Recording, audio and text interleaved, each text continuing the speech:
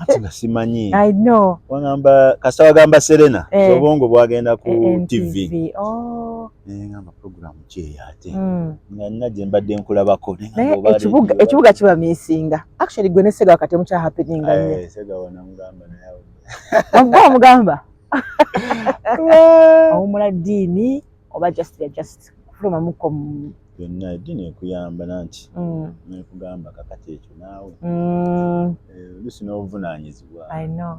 Tebakusanga mu Casablanca n'abaana abali 20 years nga muli mulwanira space aba omukyala twakuliranga awe twabereranga ng'osanga dimaseyiko omusajja omukulu akola kiwano ati naffe twakubeeranga awo twatunuuliranga nakuba kwebuulirira bukirina okyessa mukwangera bakyaliyo se nnyo kubanga jiba okyalabika bulungi abantu bange olina okulumba bwabanga gukyali lubega akyalumba wampaga naye ate gwe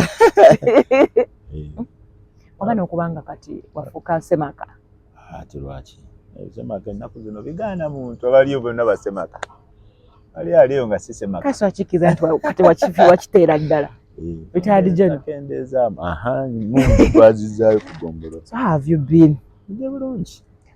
Jibo watandika okusamba omupiira ng'oli mu class P3 osomero ya Kisiraamu oguli organized naye nga twatandika way before tukira ffe twakulira all we had was football abato nga tuguzanya abakulu nga nabo babeera muzina kivubo bawagira mipiira so football was the main entertainment so twagutandika very early naye oguli organized ogamba coach wuuyo atandise okulagira ekyokola ndi mu P3 ekibuli demonstration school ba planned kids nga gye musomera kibuli demonstration school planned kid mpozi kyeki kati anti abaana be bali okazala planned kid abaana be ba planningidde nti omwana agenda okuzaalibwa alina poloti y'ettaka wali omwana alina emmotoka emutwala ku ssomero omwana alina planned kid ebyo tebyaliwo lwaki ndi mutegeke yanti yali planned planned yoyo gwoyogedde poloti yo weeri okusomera wano omutegeke yono gwe bayisa through life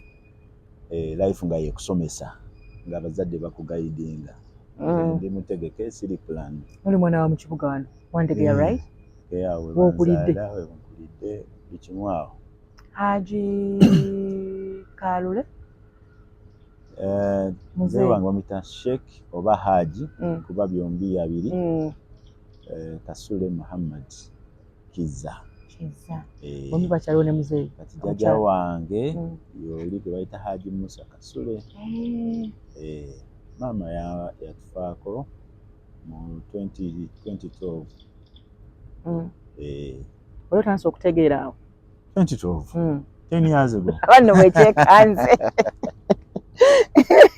omanyi n'abasajja batandika okusala emyaka sebo omusajja mukulu abasajja bagisala akwatadde kino ekisala enkomera kati nze nalina musambi wa mupiira so kati awo tosobola kunteerayo mukono ate abasambi omupiira wala bwe twala nga alina emyaka 23 tugamba naye ategeeza tuwa Cameroon ambitoba nenya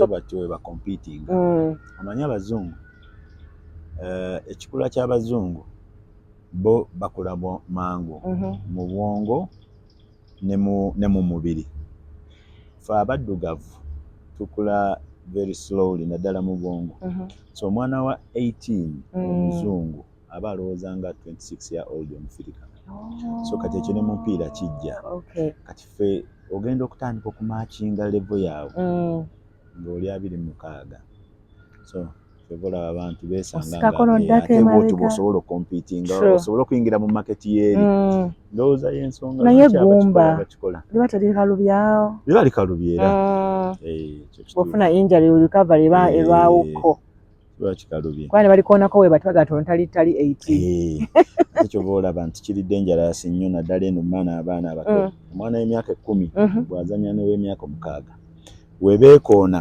ow'e10 anyigiriza nnyo ono amulwaza naye ow'omukaaga ne weyeekoona n'owa6 munne atereera mangu tewali kibaawo asobola kwehatinga so Wandegeya we mukulidde otandike okusamba omupiira abala batulaba ku street nga bolaba nti abana mu katale awo ku street awo nawo olaba katale wali washing bay buli twalabanga space nga bwe tuzannyira so omupiira akafa ak'ekyayi twakazannyiranga omwo mu street z'Ewandegeya kuba temulimu nnyo space so twalwaniranga bu space obuli awo era ffe tetwazannyirako ku bisubi paka nze nga maze genda mu ssomero kuba Ewandegeya awo tewalingawo ttaka seminti kolansi olamu bwabanga butyo obw'omwana okubeera mu kibuga wakati awo kwanga ne poliisi yabeeranga waawo poliisi weeri awo bwe yabeeranga ne mwakulira kati awo obulamu bwamwe bwabanga butya temwabalanga challenged okwanga muli kumpi ne poliisi omwana buli waabwe biki ba street nawo we bali awo twali challenged nnyo nkijjukira Wandegeya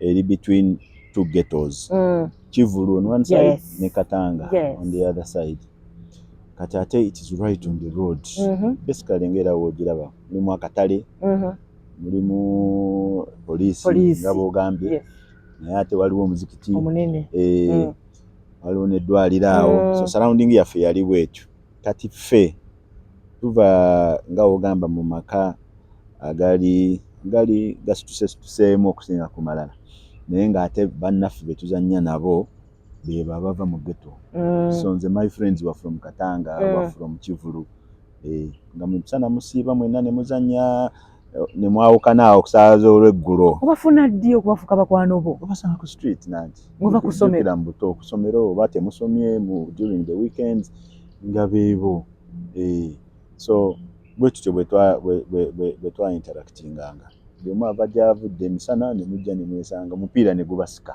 ne mutamba omupiira muva ku mupiira ne mugenda mu birala ne muli empuuta ne muli ebikajjo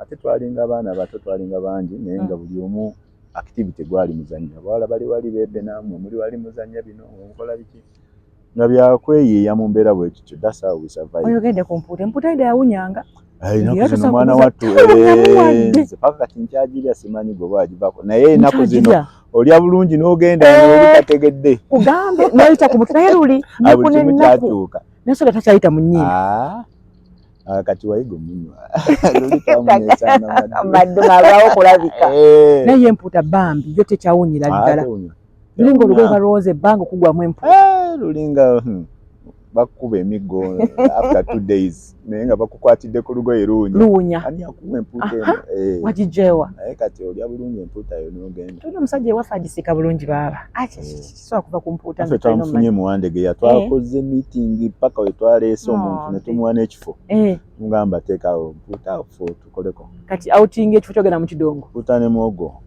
ne kacumbaali kacumbaali ko kakyanneme abalala bakaagala nnyo kati yange gye bakategekamu empuuta yo kati effujjo emwalinanga awo nga mukula kikyaviirako bazadde okutwala mu boarding school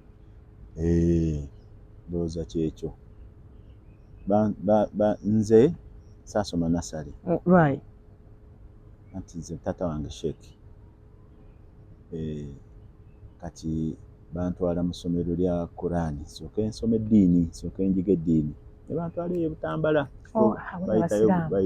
bayitayo Buyenga nga ni muto myaka 4 kati nze mu kifo kya nasale nagenda mu Qur'an school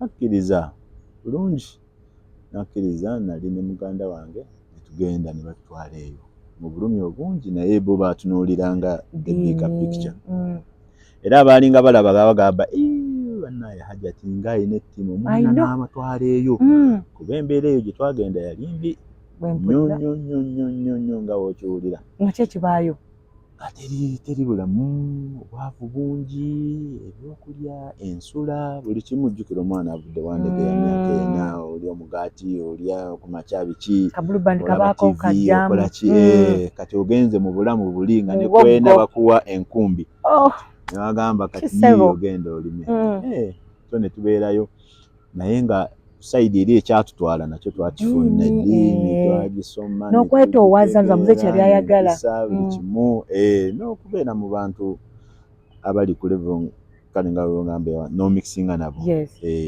kati at that time ffe twali tulabanga punishment kuba ffe waffe tuli bangi mama waffe yazaala abaana 16 naye ffe ababiri ffe bwe twatwala nze ne mukulu wange lwaki mu ababiri ate kati ffe nga tulowooza lyali ddalu mwali babiri mweka abalenzi mu family abagenda tuli bangi ffe abaali abalenzi abato at the time mukulu wange mita Sheikh Fauzi yafuukira ddala Sheikh ye yabitambuliramu ddala gwe n'oweterawo hanze naddukayo ng'ekyakisobola so at that time ffe twali tulowooza nti punishment mulina eddalu biki tugamba batuleeteete ne tubonaabonya buli we tukula buli weyongerako omwaka bw'olaba value yakiri era nze ekyo the best thing that has ever happened to me was emyaka egyo ebiri gye bantwala ebuyenga kuba jampa foundation ey'obulamu obutuufu omuntu bw'alina okutambuliramu eddiini n'engitegeera paka kati gye mmanyi okutambulira kuyiga abantu n'okumanya ebyo byonna nabiyigira eyo kati ngenda okukomawo eno mu kibuga nga mutuufu so awo wava n'oyingira P1 twasoma nursery P1 navaayo ne ngenda ebwayise ku biraali nalyo lya ddiini ne shekole yafa muzaata gyali asomesa eyo kati ne nakufali ne crossing kacholo nga batutadde mu line ya bwa sheikh ogenda biraali bwayise n'ovaayo n'ogenda ku biraali endala yali ne kachiri ejolaba enno mala n'oyongerayo oba Saudi okute line ya sheikh kati nze nengendayo P1 nengendayo P2 nengisomako half 86 olutalo kati awo okusoma tekwali bulungi kati naye nange neŋŋamba bino sikyabisobola okuntulugunya akuba emiggo mingi ebyo hadi byalwanyisa Sheikh Muzaata balinga bakuba abaana anti ya Sheikh Muzaata era nga be bakuba babirwanyisa luvannyuma abasajja baali bamaanyi baki balinga bakuba ndowooza yembeera eddiini eyingira bakukamulire ddala eddiini eyingira na nnyondo ye yali endowooza kuba ne nabbi waffe Muhammad sallallahu alaihi wasallam bwe baali bamuleetera obubaka malayika asooka nemukwasa n'amaanyi ngemugamba soma ng'agamba nsoma ekini kwegamba ne bakijjaawo nti eddiini eno okusala amayinja si byangu so kati ndowooza emiggo we gyava naye ne mu masomero aga bulijjo njukira edda we twasomeranga kiboko yakaabanga so kati nze ne ŋŋamba ambikooye bino ne nteekawo resistance nyamba bazadde ne bampuliriza ne bambinzijamu kati ebiro eddiini kati nali mu P2 awo ne bandeeta ekibuli nengenda ekibuli demonstration P2 third term then nemala kati P7 manya P3 awo wentandika okugaziwa mu ssomero awo nentandika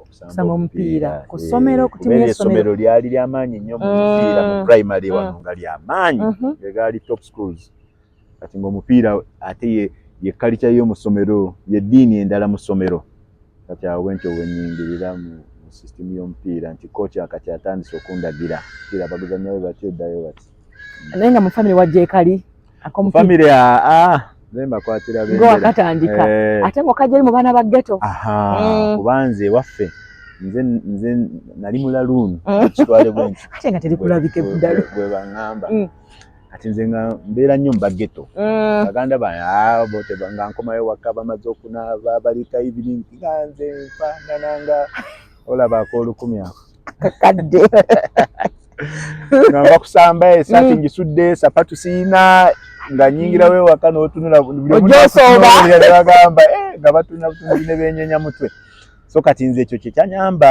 okuba nti omupiira naguteekako obwongo nabeera mu nnyumba n'abageto biki nembeera nga nzanya nalina mukulu wange ali awo kazini waffe namuyita Muhammad God nickname ye ali abeera London ye yalinga atukokinga ku kyalo era nze yeyanjagasiza nnyo omupiira yanjagala nnyo nga ntraininga nga nzizaamu amaanyi awo wentandika okuyiga omupiira naguyigira ku ye naye gwe kyoto kikyali ki ng'oli mwana muto wali oyagala kubeera ki nali siina nzanya buzannyi naye kati mu mupiira ebiseera ebyo nga tweyita amannya g'abo abaali bagusamba Sadiku Hasa Majidu Musisi biki ng'obeera weeyita mannya ago so nga gw'osamba busambi nga football kati has become your life part of you kasita bukyawe pa olumala okusaala simanyi kwoza bintu obuzaabuzaawo naye nga gw'onoonya kufuluma ofuluma ng'ogenda osamba omupiira okomawo kwewaka ng'onywa ku mazzi emmere etuuse ng'oddamu ng'ofuluma oyingira buyingizi amabwa lino liwona lino litandika lino liwona wamenya ku mikono magulu ebyo kimu sina nze kyesamba amenyeka muno namenyeka omukono buli wamu namenyawo katabani kaen kali 8 kamenya omukono mupiira ne kamenya omukono ngamba kati nageza okudayo kusomera ngera kali mu kisaawe nemubuuza talina entojuwulira kati mami siri mu goal nkyolokwa katali goal bambi be bamaama mba mutya obala agenda gukosa omulimu bwe gutyo bwe gubeera mama wange yakyogerako ki fwe twazannyira omupiira ebiseera byaffe omupiira oguzannya kyali bagamba kive kugamba ng'okozesa maanyi na magezi naye nga teriiwo famire yagambanga okay genda osamba omupiira katukutwale nga kati babaleeta nabateekaawo nabalinda nako lulinga kuba kibooko kuba musambo wabaawo omuzadde omu najja ati omuzadde yonna yakubanga kyalo ajja akwesaka mwena n'abakuba so okusamba omupiira mu biseera byaffe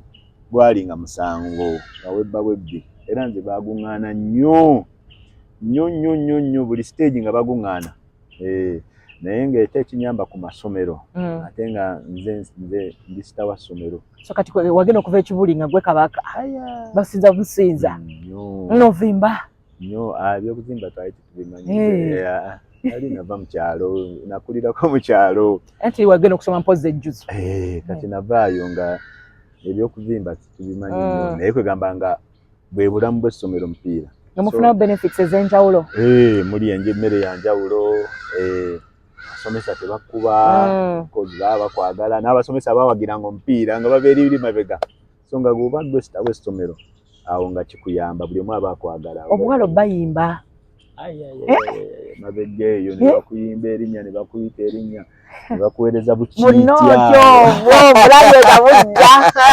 bwatambulanga ogenda okujjako esaati bagikuwolezaako nga nze saayoza ku ngoye saasimba ku layini ya mmere ebyo byonna byabaana bye babonaabona mu ssomero ebyo nze saabibonaabona ko gwenza okuva ku mupiira nga obupiira gwe gukolera buli kimu nga bambi abaana baba bakwagala genuinely because you are representing the school naye balaba owaayo so nga baba bakwagala olosamba wa nali samba ng'enamba gye bayita 7 yekolaki 7 nagwo gwowaata gwosomba kati nze nasambanga eyo kati nga manyi nnyo okuwaata at the same time nga manyi nnyo okuteeba gwogenda okuteeba wala bagamba tuzaale leeta golo tosobola butaginoonya abaana babeera emabega essomero lyonna libeera mabega era abaana b'ennaku zino nze mbasaasira tebafuna kuwagira kutuufu fe baatuwagira mu mupiira nnyo nga wekiwulira erinnya ebiseera byaffe ebyo amalala tegaali mangi emu era naye tegaalingawo mangi obuwala nga tebukwesooka ebyobuwala era nga nabyo tubimanyi ebyobuwala P7 era nga tobimanyi walifala nnyo nawe P7 omwana aba otegeera ali tetubimanyi nnyo okay ng'obeerawo ne weesooka obundi n'akwesuuka oyo girlfriend naye nga bikomaawo kasitomulengerako bw'ati era oluusi babaawo kati nze nagendako ne headmaster nga ndi mu P4 naye kwegamba abawala bukiiti bwenfuna bwa P6 P7 mama bakulu nagaanako n'okugenda ku ssomero nga ntyayo oli yakuwadde kakiiti katomanyi ngeri so twalinga mu mbeera eyo bwekityo nga tetubimanyi obeera awo just oli wakugambako halo nga oyo ye girlfriend naye nga tewaaliwo anything gwe nga tolina mugo otunuulira n'ogamba naye nangaako naye buli omu wabeeranga ne crush nga omanyi primary twabeeranga ne crush naye nga ne crush tamanyi kino gicrushingako kati olw'okuba omupiira ebiseera ebyo kati gwe tolina kuliviiringa crush oba ate naawe olina data crushing on you probably n'oyo gw'ocrushinga naye ate naye so ng'oyitirawo awo bwotyo so tekyakutawaanya omupiira n'okusoma like P7 yali nnungi the grades P7 nafuna 8 mama nafuna 8 omusambi w'omupiira era abano abantu njankibabuulira sports ayamba ku sharpening obwongo. For real? It is not the other way around. Yes. Fe twakulira nga we bagamba. But sports ne science ne research are revealing that sports sharpeninga obwongo, obulamu, obubiri bw'omuntu in every aspect. So omuntu azanya sports abeera mugezi, kimwongera okuba active, kimwongera obugezi. Yes. So nze saafunako buzibu nga mu kibiina nenkola bulungi. Ndoza ne math yakwanguyiranga because obubala nali simwagala. Lwaki? Simanyi na mukyawa bukyayi. Tikyali mukambwe. Baali bakambwe.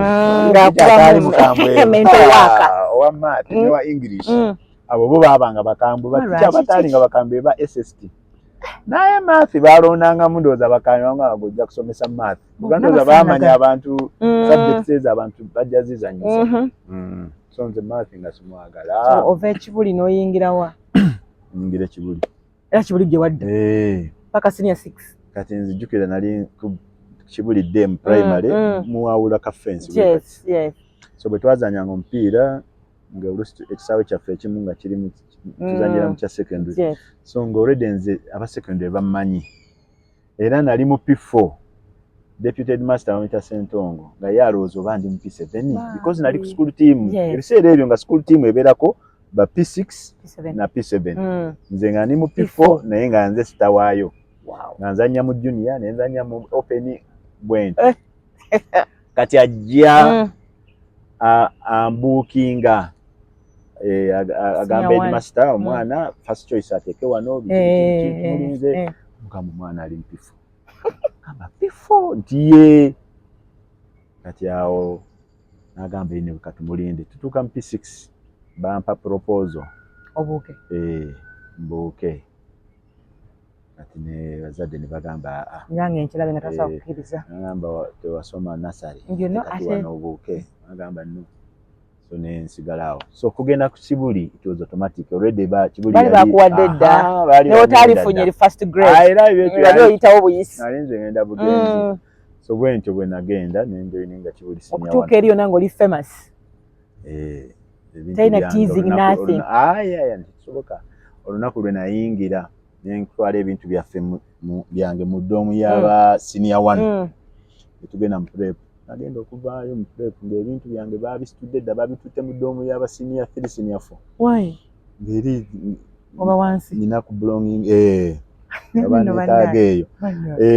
House yange gye baali bampadde ne bagamba ono.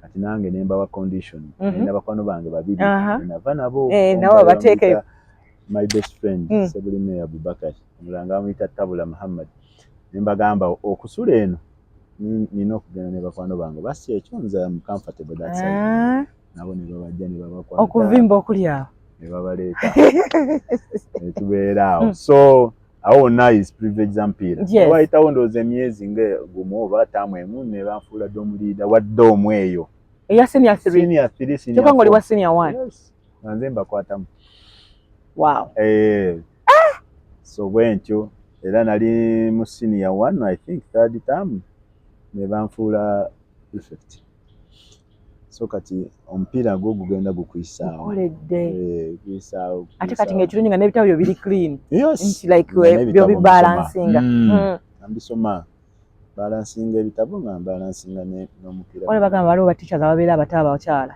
nga batunulira buno obwana buli famous kati wabayo kati kyaka kucekinga mukakuba mu check awo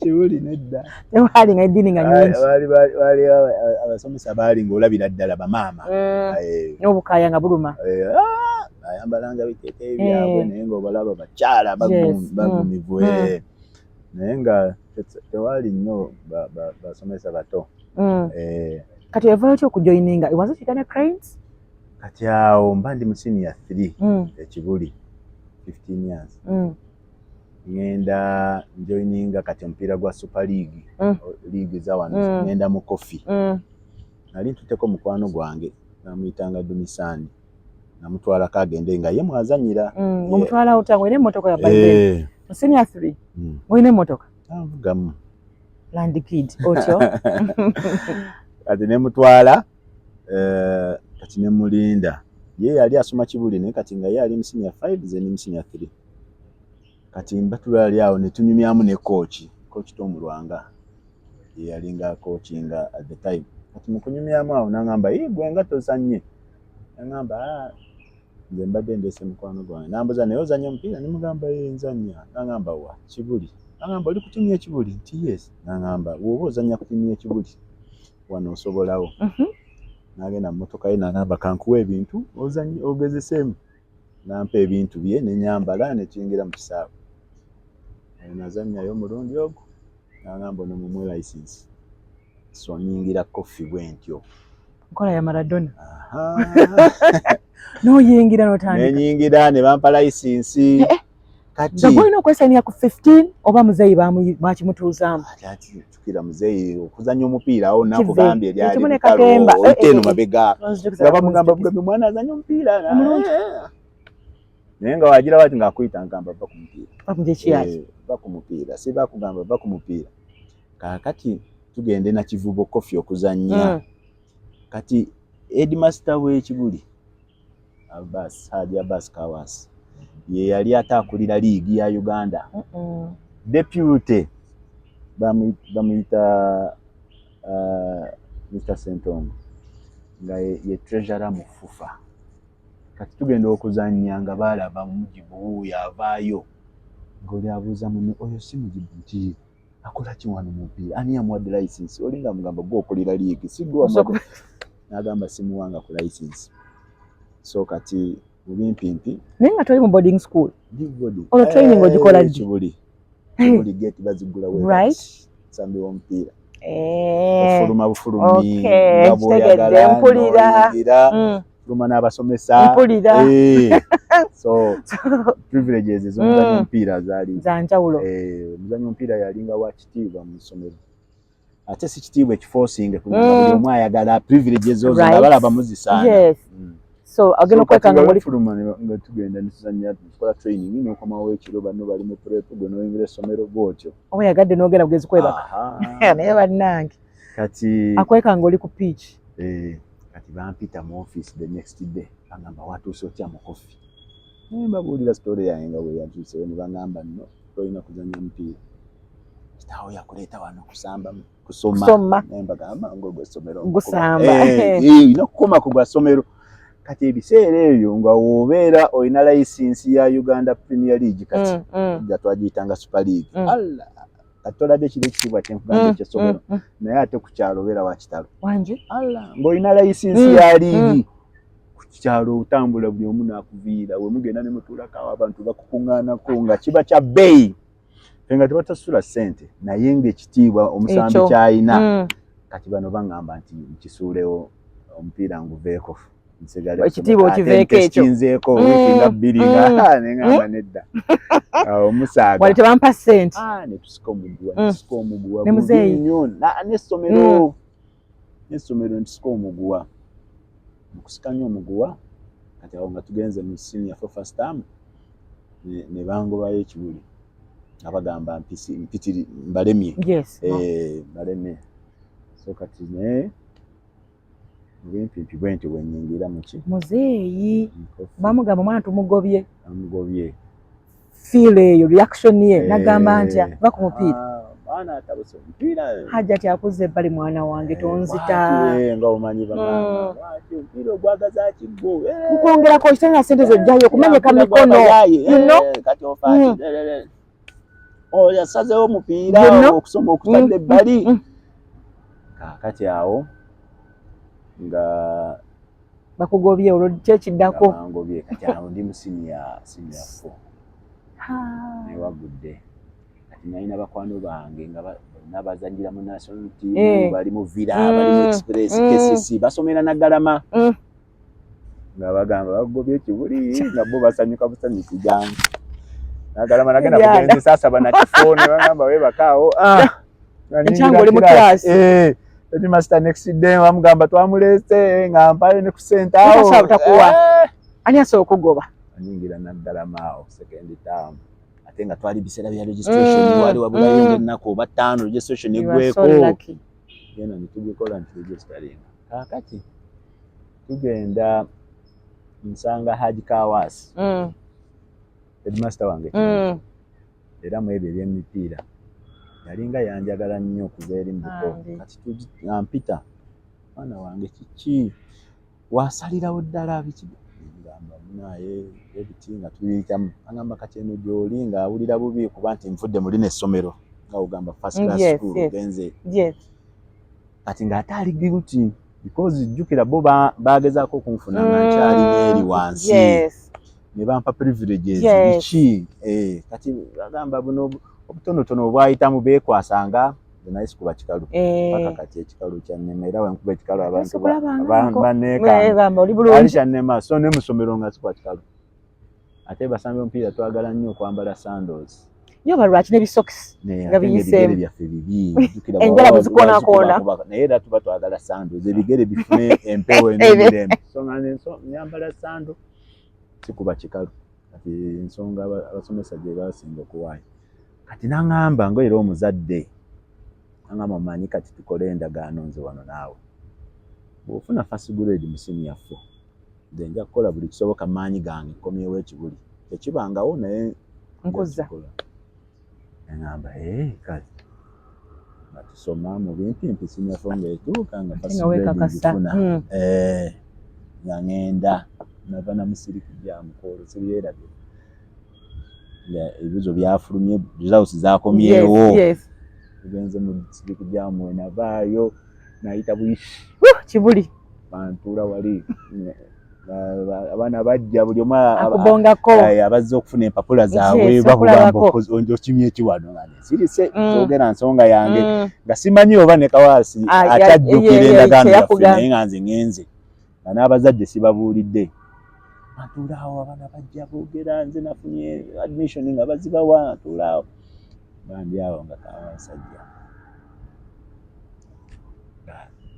ani sekuritale we yali muzadde yalinga mukwano gwange era omanyi agamba Mujibu tuulaawo wajja wana ajja kutunulako yawajja wakola bwati ono si Mujibu nti ye ekikuleese wano amugamba twandiyingidde munda omwo nenkikubuulira nti kale nga nzikiriza asooke ne mutabani wange ono kaliddalu ng'ayingira agamba aha nga mugamba twakola endagaano ogijjukira endagaano ki nemujjukira agamba njijjukira bulungi nnyo nti first grade yeeyo atunuulira mu nvundi zange ng'atunuulira nga gamwesiba nga mulaba gamwesibye akola atya asooka ayite staffu asooka ayite baani basalawo obusazi njaawo young promising nokulaba after a while ng'ajjayo olupapula ne peeni ng'alumpa nga ngamba genda wali mu nsonda njagala owandiike apology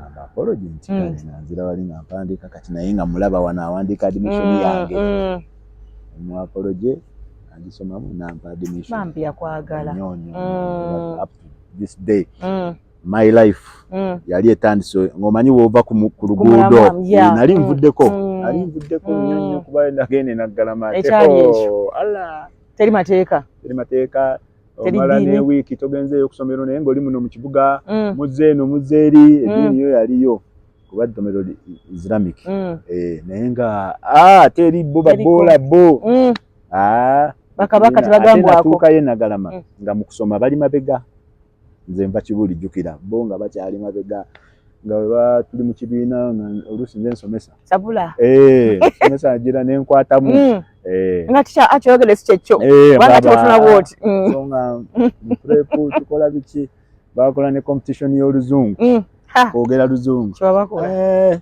nze nayogerayo lumu ne bangamba competition ze bajinzigyemu kati nfuuse judge so kwegamba nali ntandise okuva nali nvudde ku mulamwa nali nvudde ku mulamwa nnyo nga kusomero mba siriyo n'ewaka siriyo oluusi ngenda bakwano bange Kawempe ne tubeera eyo oluusi ne bagamba kati waliyo emipiira ebusiya ne mulinnya tugenda hajja tebyabimanyangako ebyo byonna nga mpita mu buyisi mu nnyumba mpitawo nga bo balowooza kuba cekinga ngenda kukuba ebyange ebirenze ebyo ojja n'ofunana nsooka omulimba ssente n'omuyiya n'oteeka wano n'omugenda ati awo tandika ebyamazina ebyo olwo kofi ng'ogivuddemu kofi bwe nali naggalama kofi nali ngirimu naye we natuka mu third term awo nensoka n'ogita. Kaakati ngenda ekibuli ozeeyo mu senior 5. Zeeyo mu senior 5. Condition yaliko omupiira nsooke ngwesonyiwe kati nga nange nzikiriza. Nakkiriza ngamba eno second chance gye nfunye sijja gyonoona. So omupiira ne nguwummula nga naye nzannya gwa ssomero. N'addamu ne banfuula kapiteeni w'essomero. Haji Kawasi yali administrator w'amaanyi. Yali amanyi nti ng'omusambi omupiira oba ndi munene. Naye nga ate system y'essomero yali yannafuya ajjukira bangoba nalina ebitiibwa byonna ebyo. Kati nga tayagala kumenya system. At the same time nange tayagala kufiirwa. Tayagala kummenya. Ayagala nfune some privileges. Ati da ne bamakinga school captain. Omupiira. Kati school captain nga mbeera ne meetings every Monday. Niyo omukulu w'essomero. Mukola iki? Kibuli n'omupiira. Mwogera gye mutwala ttiimu mu maaso. Kibuli omupiira nga we nkugambye yali ddiini. So nga mubeera b'amaanyi oyingira mu ofiisi abazadde baani abalinze headmaster ne bakulinda awo gwe ne muyingira ne headmaster ne musooka ne munyumya eby'omupiira. Oli muyini Mr. Kawasi? Ne mupulaninga muyina matches mugenda kola mutya bw'oyogerayo ensonga z'abasambi. Nomala n'ofuluma ne bakola emirimu gyabwe egisigadde egy'olunaku. So kati nenziramu nenfuna privileges zange bwentyo nga kapiteeni. Naye nga bakyali bo bonna bavuddeyo. Kati oliyo wekka. Bali bwalekayo. Abaana be nasomanga nabo bo baasigala ejjukira. Nanti kajuka bamaze senior 4. Kati waddamu ne basanga mu senior 5. Senior 5 baana bakomawo. Always bafootballer abapya bazze bano bafuluma bano bayengera. Kati nenziramu nenfitinga mu ssomero bulungi. Kakati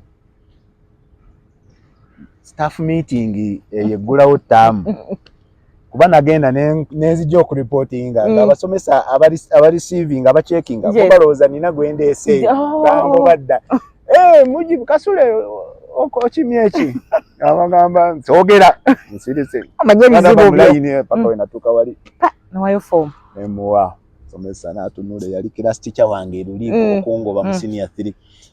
Agamba Mujib n'alagako munne. Akomyewo. Nasooka ne bangamba tokolindawo. Nagende wa director of studies ne bamulagako. N'agamba bino sina kyeganyo. Ati munnange nga bagamba mumucekinge ne bancekinga. Nalina essimu 1996. Mobile phone.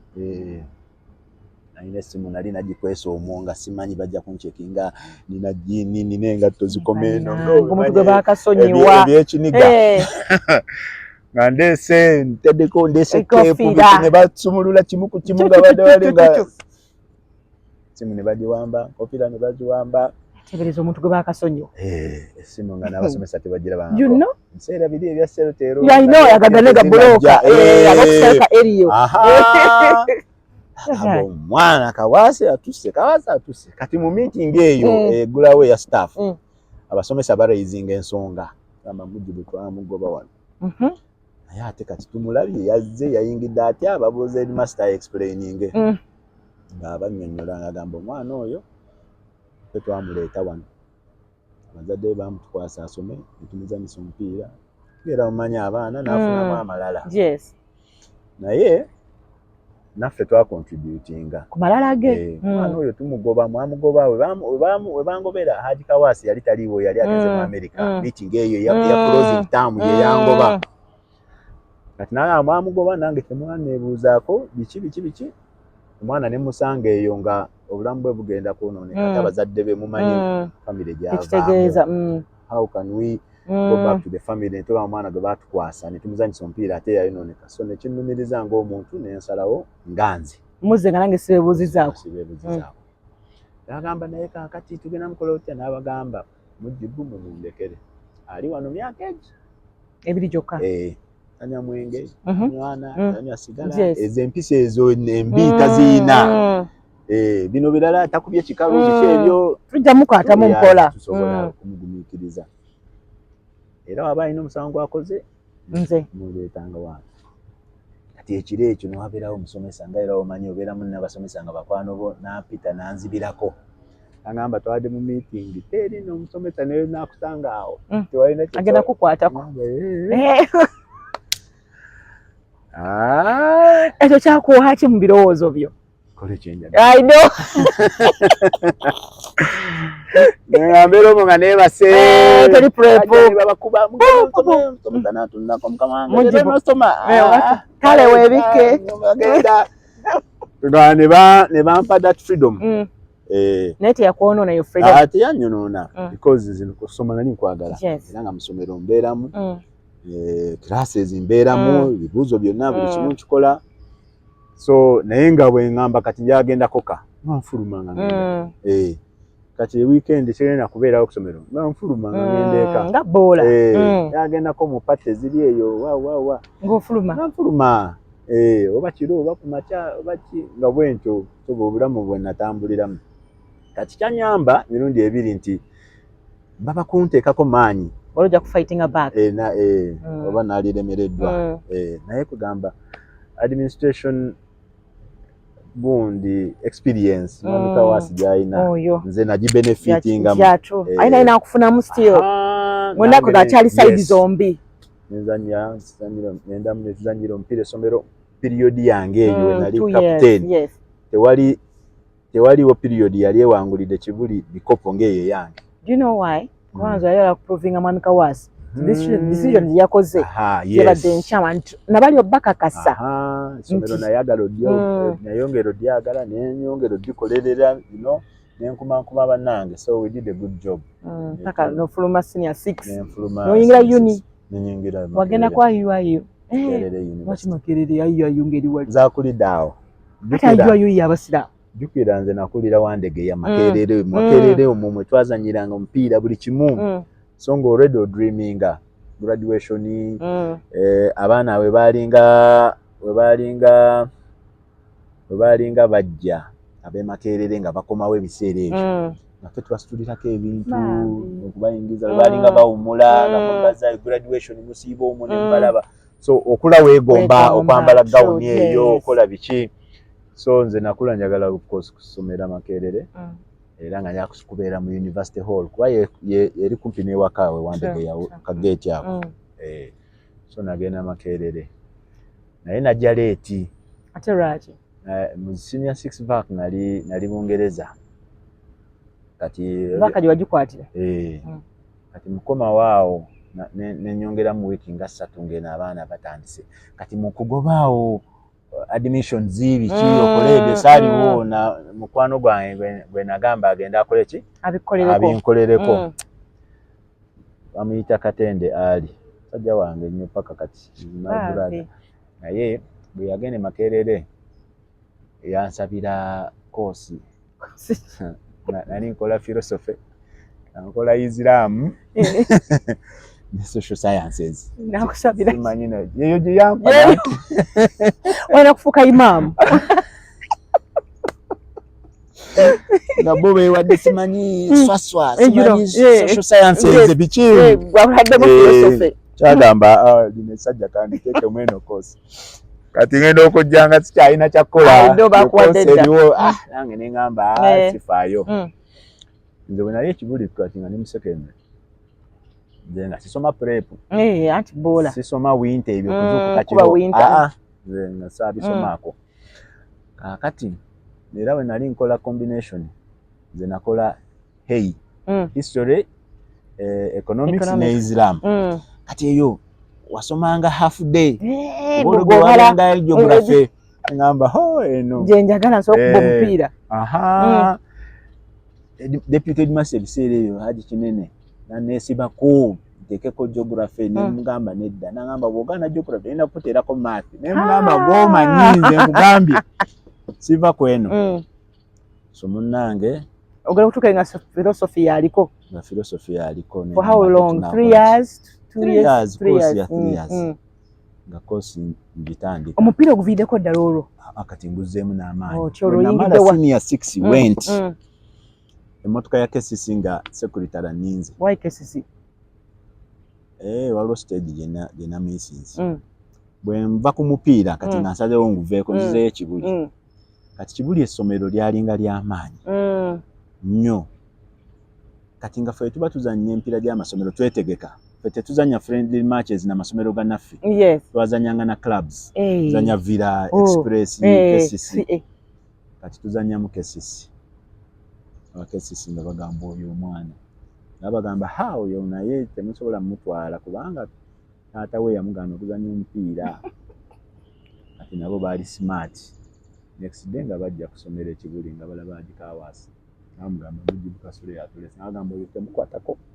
Wange. Tulwanye olutalo okumujja ku mupiira. Mwana twagala asooka akole ki? Asome. Abakesi bagamba naffe tetwagadde mutwala. Tujje tusasulenga school fees ze tumulabirire naye nga tasamba mupiira. Gwali mala senior 6. Bayaye. Bali bagezi. Balesa amahare. Badange. Kati awo bwentyo bwentandika connection ne KCC. Songa mu holiday ngendayo biki wabaira matches nga ngenda. Olwo basitabo balabako bali balinga wegomba ngoli muto. Nali nabalabadda kati nganzanya nabo. Bamanyidde. Yes, nazanyako mu kisaawe ne bamajidi musisi nazanyako ate nga ndi muto jikirawe nali njoyiningide coffee. So nali bamanyi bakola asule. Kakati wano tumaliriza senior 6 era nze sister wange yankima n'abakesi nga bankima. Sister wange n'atwala ebintu ngenda straight ku training Lugogo. It was a Tuesday sirierabira. Nga waliyo kasente. Banna. Twazannya mpira gwa sente. Bini bye nakunyumiriza ebyo ffe bye twafunangamu. Bawagizi kwagala kino mpira naye walinga ogwagala. Olutandika ddi ofuna kasente mu mupiira? Okufunayo ku musaala. Yange no nga bizibu kubanga sinaba kutandika. Ate nga nkusambi. Kati awo tujja ina KCC. KCC ng'eba ekusasulayo. Bakuwa transport 2,000. Olunaku. Ngali zikole ezo ku biseera ebyo olinnyako taxi. Omuntu n'alyako n'ekyeggulo ate ne zikkomyawo. Enkeera.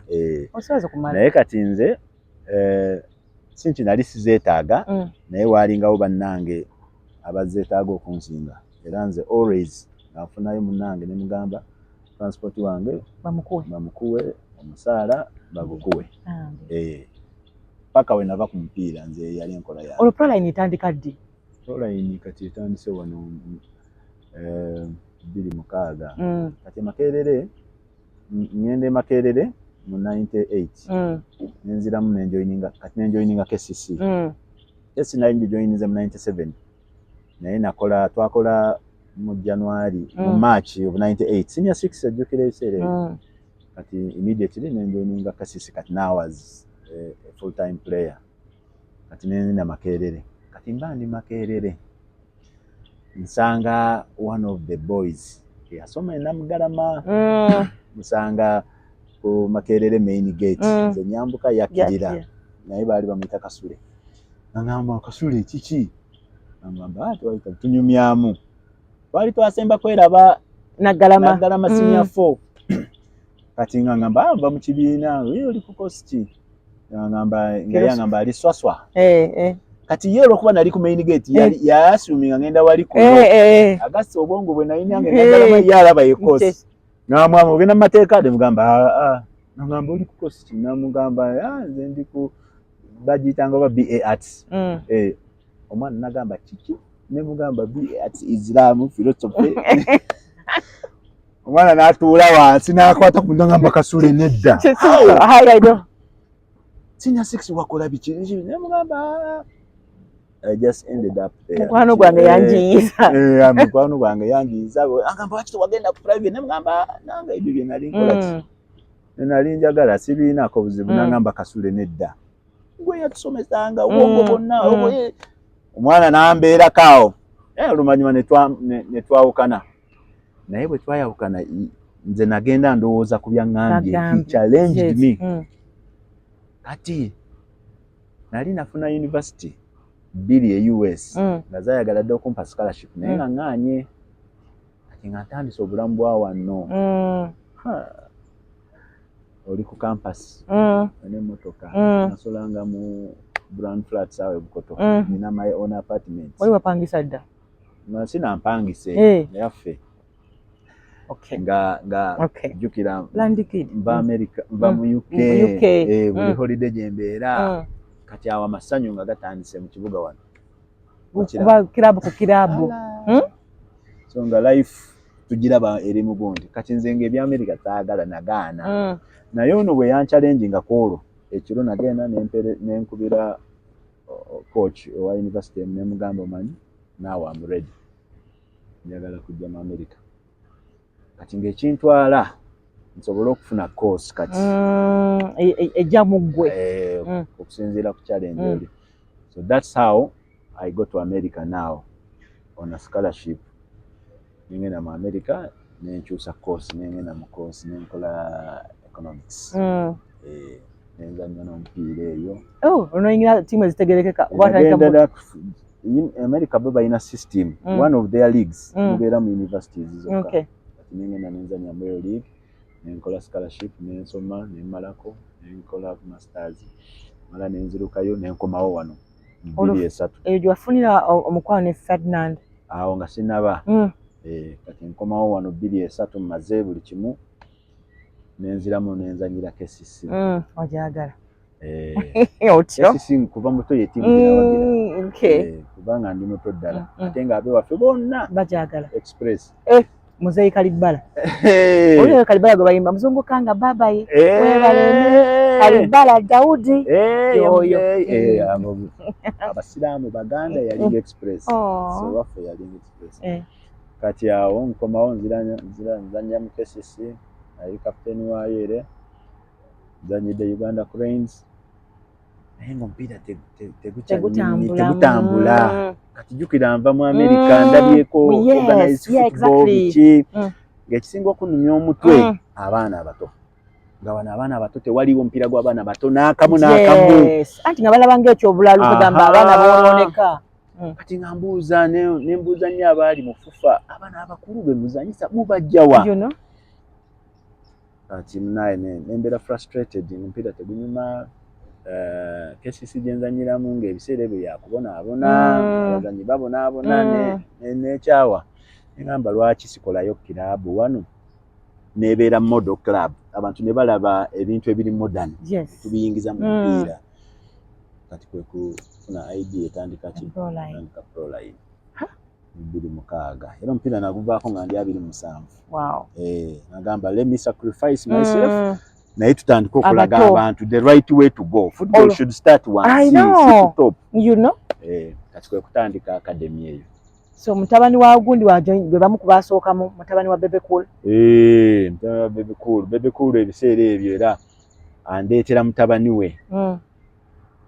Yasooka kuŋŋamba ng'omwana bakamuzaala n'aŋŋamba omwana wange njagala ngamba watayime netuuka myaka 2 n'addamu ne mugamba tannatuuka ekisajja kyati ngamba muleete kwena naye nalemererwa ku 3.5 namuleete mugamba waaye katutandike naye yamuleeta n'aŋŋamba Mujib the future y'omwana wange nze ngikwasiza njagala asambire mupiira mu Arsenal. Kati gw'omulaba otya waali watuuse? Kati fe nga academy tuli very happy nti omulimu twagukola. Wadde ye yajja agamba njagala zanyire mu Arsenal kati waliwo emitendera emirala tokera ku makya. The fact nti omwana already azanyiddeko national team eya under 20 emirundi 2. The fact nti omwana kati azanyira mu Uganda Premier League kitegeeza omulimu twagukola. Ate buli amutunuulira omwana alabira ddala nti ayina the right skills. Kyeskwanga basinga bali balowooza nti afunanga favor olw'okuba taata waaki wa NRM bamumanyi biki bakyamu nnyo bambi. Omwana omupiira yaguyiga yali mu academy from 3.5 years. You can't go wrong omuntu wakola bwati. Yamusupportinga ne Ziwena yajjangaawo Alpha n'avaamu soka n'ava namu n'agamba n'agenda ne bamuwaamu amatawali. Yes kaali katonga kanafu. Alpha yali ng'ali weak. Naye nga bamuwa amata n'akomawo n'azannya bw'atyo. So bamusombanga because Bebe nga omanyi emirimu gye weekend tabaawo. So Ziwena did that. She was a proper soccer mom. Bebecool nga supportinga era waina nga once in a while wafuna obudde nga naye ajja nabera, so they have really put in effort mu mwana and they have supported. Era nze ngamba instead of abantu okulaba Alpha nga mutabani wa Bebecool ne bamulabira mu line ya politics, ate we are missing a very important lesson. If parents can support their kids mu talents zaabwe n'ebyo bye baagala, and their dream, yes, they can always achieve. Okiraba, and this is what these parents have done. Yeah. Omwana Alpha, because mu mupiira nze kitaawe, era yo mupiira nze nabisalangawo paka kati waakuze nga nze mbagamba kati kino era nga nabo they accept nga tubeera ne meetings. So omwana akuze extremely disciplined, wanjawulo ne taata we, era obataakaawo tosaana kumanya nti ono mutabani w'ono paka nga bagambye banjawulo byagala birala. Olaba ne Arsenal teyagiwagira, Alpha teyawagira Arsenal. Neddiini alina nnyingi omwana, namulaba nga alina omusaala ku pitch asookerako training kusaala kolaki. So bakoze omulimu mulungi wena ne kitaawe bakoze omulimu. So bannayuganda baleme kulowooza nti omwana, it's supposed to be a good lesson to other kids. Yes. Okiraba, Proline does not, nange tetukola bintu bya shortcut era tetukola bintu bya kugulirira. Kati ekirungi omupiira omuntu omuteeka ku kisaawe osobola okulaba, tosobola kukweka muntu weekend ewedde yatebye goal. Yes. Tatebangako goal mbi, buli goal gy'ateeba eyongera kulaga nti ono omupiira yagusoma, engeri gy'abikolamu, engeri gy'ateebamu. So akyalina ebyokuyiga, akyayiga, mwana muto ali 19 giri gyennyini original emituufu kati omuleze. So he's very young and he's still growing. Kati yetaaga support, abantu kumugumigiza na kumujjako pressure, such that abeera a lesson. Alpha mu Uganda ye muzannyi kati bwe tuyina inspiring other kids, ali organic. And that component mu mupiira y'amaanyi okubeerako nti Mujibu yeegomanga Majidu oba Sadiq Wasa nga bali wano ne kati abaana Messi Ronaldo mutabani wange wa Neymar kati bwe bizibu baana baagala abo naye balina okuba ne local people who inspire them. Kati if tufuna Alpha nga abaana bato banne because bamulabye mu generation ye bajja bamulaba progress ye, kati it should be a lesson we use rather than okukikozesa ate okubashinga. So abantu abakola ekyo, it's not fair on the boy and it's not fair even on the parents and football in general. But yes, that's how Alpha came naye natujoininga. Then twafuna opportunity nga wambuuziza, I had friends of mine abakulira UK ne Rio, they connected me to him, netumubuulira program yaffe ne taata we nga yemwalaba, they came here ne balaba what we are trying to do, ne batusupportinga, and that's how we have been able okuteekawo Proline nebeera ekyokulabirako. Era Proline ekyusiza ebintu bingi nnyo mu mupiira. Ekirala, okuva we twabeerawo, we are the number one in terms of okupromoting abazannyi, okuba developinga, okuba bringinga through. Right now, Premier League clubs ziri 16, but at least more than half of them, they have players from Proline. Some of them have 5, 6 players. And buli wolaba omupiira ne bagamba oyo mwana wa Proline, oli agamba wamma. Yes, because we don't take shortcuts. Tetupapa kufuna results. It is about the player developing. Omwana mumutandika sawa mmeka? Maimi mumutandika ku myaka emeka? Ena gye mituufu. Naye mulimu abatasobola kugumiikiriza ne bamutuleetera kwesa muteke waawo. N'abeera awo n'adduka n'akola ki naye nga tumutandika ku myaka ena ne tubatwala through. Dream ya Proline biki? Dream ya Proline, we want to be the model club wano. Ebintu bisooka waffe ne bisaasaana ebyomupiira. Then twagala okuba nga to contributing the biggest part in the development of football in the country. Development y'omupiira dependinga ku ebintu bingi, but wabeerawo usually 2 clubs or 3 eziba zisinga share. Bw'ogenda Spain, it is Barcelona, it's Madrid. Bw'ogenda Germany, it's Bayern Munich, Borussia Dortmund, bw'otyo. Kati we want to be one of those clubs who do that for Uganda, because ngaffe ba founding members kyekyali ekigendererwa kyaffe, we want to give back. Nga bwe nkunyumiriza story yange erimu omupiira kubanga ndi muto.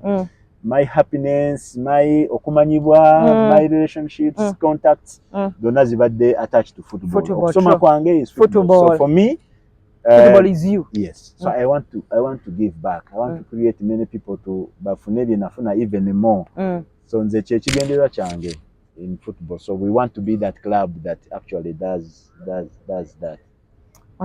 Waliwo ekintu kye twakunyigiramu ffe. Twali tumanyi Juliana agenda okukikola. Oba tebyali bituufu. Era nategedde ndowooza oyinza okugendagendako eyo. Naye engeri gy'oli munnamawulire oyinza okuba olina by'omanyi okusinga. Ffe twali like, you know, cause amawulire bwe gatambula gatulagako mu mmotoka yo ki ne tugamba yes. Ate ebiseera ebyo nga oli muluma ku ddeeke tugamba yes. Naye kikulu tombuuliza kibuuzo. So sitegedde. So gonna Juliana mwali muli wamu. Juliana and I, we have been close. Okuvaira nga ffenna tuli bato. Tubadde very close. Tubadde ba mukwano. Up to now. Close in which way? Friends. Kati gwe simanyi bwe kyoyagala. Close as your sister. Close. Mukwano go. Close gwe nina kati. Naye nga kituufu mukwano go. Yes. Kati wabanga mukwano go. Ekitegeeza oyo nona biseera kubuuza nsi. Jibba, salamu alaikum. Wa alaikum salam. Yaziza time yo. Mulembere bulungi, bye. Ekirenzi kino kiyaye.